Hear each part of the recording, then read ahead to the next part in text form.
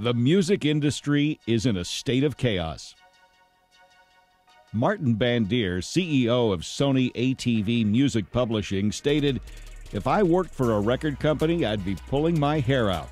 The recorded music business is in total confusion, looking for a way out."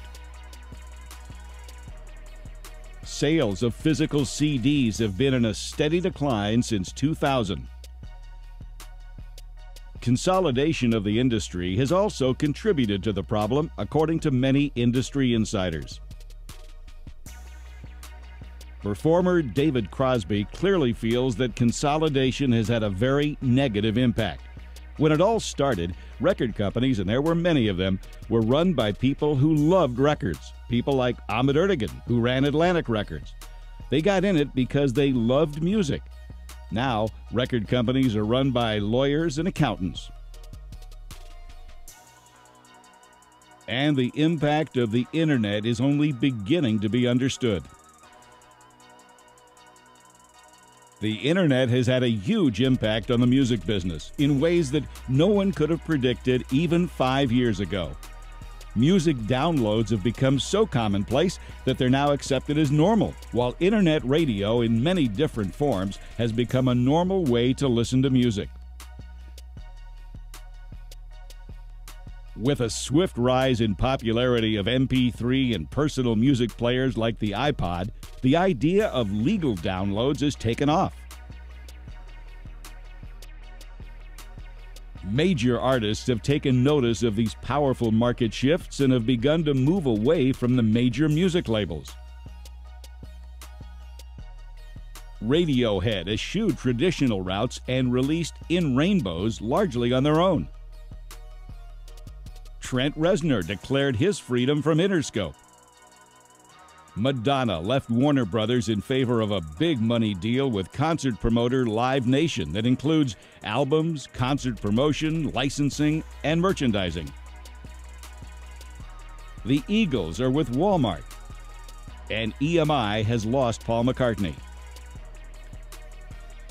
This sudden stampede of brand-name artists away from traditional recording companies is becoming a real problem for the majors.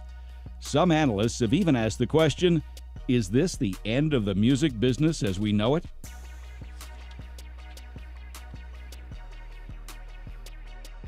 The impending death of the music industry is greatly exaggerated.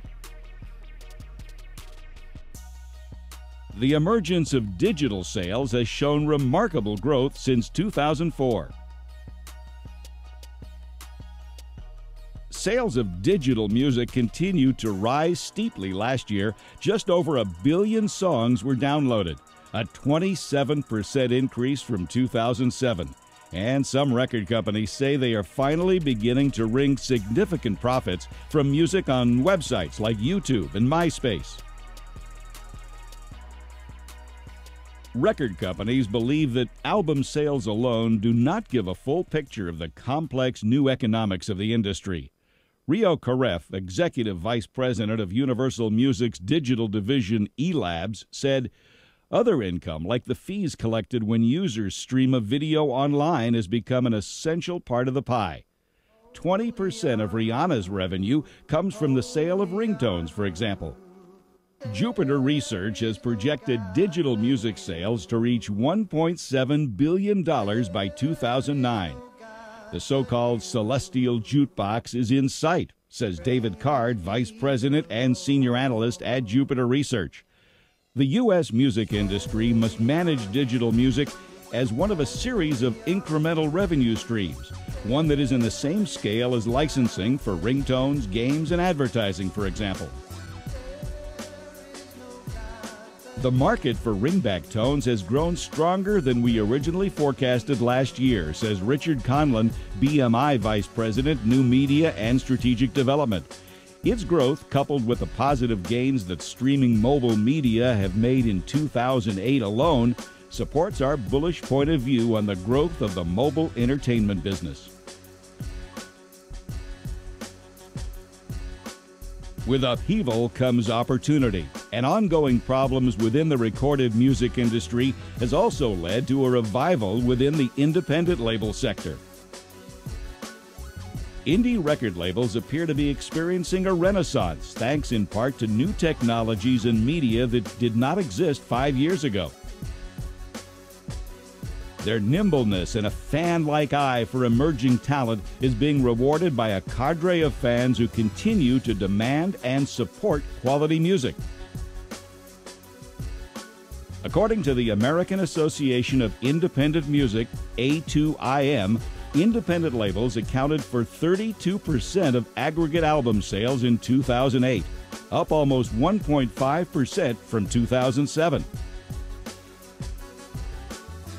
Over 50% of this year's Grammy Award winners were from independent labels. Artists like Robert Plant and Alison Krauss won Album of the Year. And Radiohead won Alternative Album of the Year. And Burning Spear won Reggae Album of the Year. And artists like gold-selling Slim Thug have found a home with independents, like E40 and Genuine and Mos Def and Ice Cube. SMC Recordings has emerged as one of the hottest independents in the hip-hop rap market. SMC Recordings got its start as Someday Entertainment, which was launched to exploit the Northern California hip-hop market. Navarre was the company's first distributor.